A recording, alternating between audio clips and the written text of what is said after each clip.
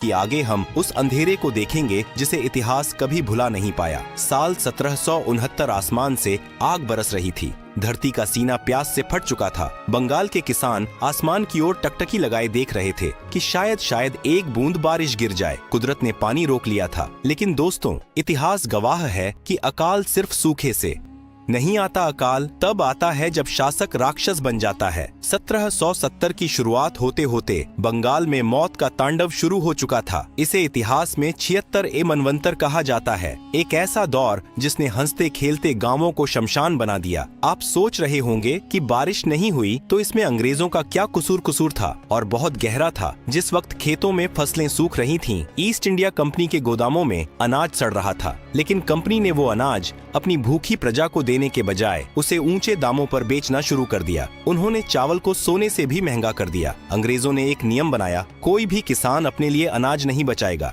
पहले कंपनी का लगान चुकाया जाएगा। सोचिए उस किसान की बेबसी जिसके घर में बूढ़े माँ बाप भूख से तड़प रहे हैं, बच्चे एक मुट्ठी चावल के लिए रो रहे हैं, और अंग्रेज सिपाही उसके घर से वो आखिरी मटका भी छीन कर ले जा रहे हैं जिसमें उसने अगले साल के लिए बीज बचा कर रखे थे। जब अकाल अपने चरम पर था, जब मुर्शिदाबाद और बिहार की सड़कों पर लाशें बिछी थीं, तब ईस्ट इंडिया कंपनी ने क्या किया? क्या उन्होंने मदद के लिए लंगर लगाई? नहीं, उन्होंने उस साल लगान को 10% और बढ़ा दिया। जी हाँ, आपने सही सुना। जहाँ लोग मर रहे थे, वहाँ कंपनी ने अपनी तिजोरियां भरने के लिए मरे हुए लोगों से भी टैक्स वसूलने की कसम खा ली थी। अंग्रेजों का तर्क था, अगर तुम्हारे पड़ोसी मर गए हैं तो उनकी जमीन का लगान अब तुम भरोगे। यह इंसानियत की हत्या नहीं तो और क्या थी? इतिहासकार विलियम हंटर ने अपनी किताब में लिखा है कि वो मंजर इतना खौफनाक था कि जिंदा लोग मुर्दों का मांस खाने पर मजबूर हो गए थे। नदियां लाशों से पट गई थीं। गंगा का पानी लाल नहीं बल्कि सड़ांध से काला पड़ चुका था, क्योंकि लाशों को जलाने के लिए लकड़ियां भी कम पड़ गई थीं। कलकत्ता में कंपनी के अफसर पार्टियां कर रहे थे,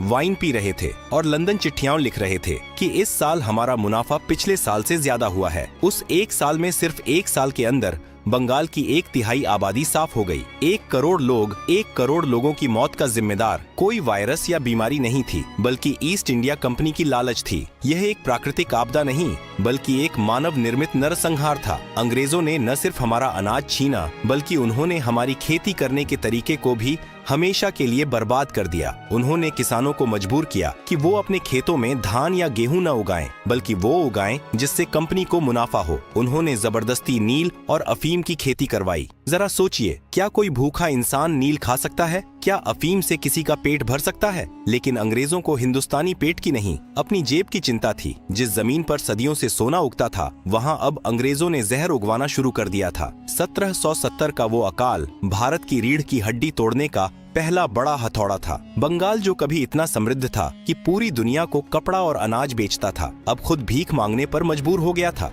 लेकिन दोस्तों, यह तो सिर्फ कृषि की बर्बादी थी। अंग्रेजों की भूख अभी शांत नहीं हुई थी। अब उनकी नजर थी भारत के उस हुनर पर, उस उद्योग पर जिसके सामने ब्रिटेन की फैक्ट्रियां धूल चाटती थीं। मैं बात कर रहा हूं भारत के कपड़ा उद्योग की। आगे हम देखेंगे एक ऐसा क्रूर सच जिसे सुनकर आपकी रूह कांप जाएगी। कैसे ढाका की मलमल बनाने वाले बुनकरों के अंगूठे काट दिए गए, कैसे अंग्रेजों ने भारत के करघों को तोड़कर उसे लोहे की मशीनों का गुलाम बना दिया। तैयार हो जाइए आगे के भाग के लिए, जहां हम देखेंगे हुनर का कत्ल और उद्योगों की मौत। दोस्तों, एक वक्त था जब रोम की राजकुमारियां हों या मुगल रानियां, सबकी पहली पसंद एक ही थी, ढाका की मलमल। हमारे बंगाल के कारीगरों के हाथों में वो जादू था कि वो हवा को भी गांठ बांध सकते थे। कहा जाता है कि 6 गज लंबी पूरी साड़ी एक छोटी सी अंगूठी के बीच से निकल जाती थी। दुनिया इसे बुनी हुई हवा कहती थी। 18वीं सदी तक दुनिया भर में जितना भी कपड़ा बिकता था, उसका 25% हिस्सा भारत से जाता था। यूरोप के बाजारों में भारतीय कपड़ों की दीवानगी थी। ब्रिटेन के कारखाने बंद होने की कगार पर थे,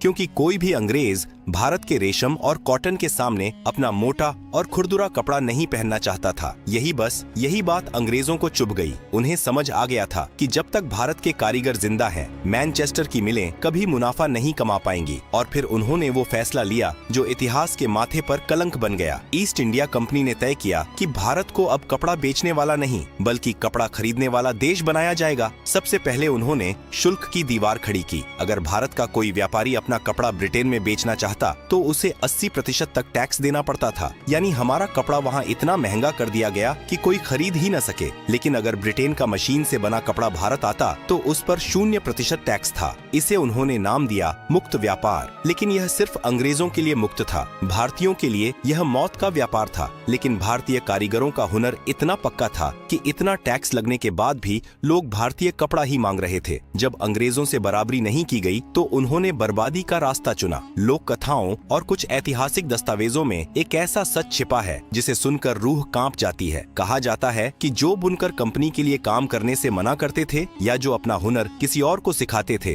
अंग्रेज सिपाही उनके अंगूठे काट दिया करते थे। सोचिए उस दर्द को। एक कलाकार जिसकी पूरी दुनिया उसकी उंगलियों में बसी है, उसके हाथ को ही बेकार कर दिया गया ताकि वो दोबारा कभी वो जादुई कपड़ा न बुन सके। कंपनी के गुमश्ता गांवों में जाते, बुनकरों के करघे तोड़ देते, उनके घरों में आग लगा देते और उन्हें पीटा जाता। मकसद सिर्फ एक था, भारतीय उद्योग की रीढ़ की हड्डी तोड़ना। नतीजा क्या हुआ? जो भारत सदियों से दुनिया को कपड़ा पहनाता था, अब वो खुद नंगा हो गया था। हमारे ही खेतों से कपास कौड़ियों के दाम पर खरीदकर जहाज में भरकर ब्रिटेन भेजा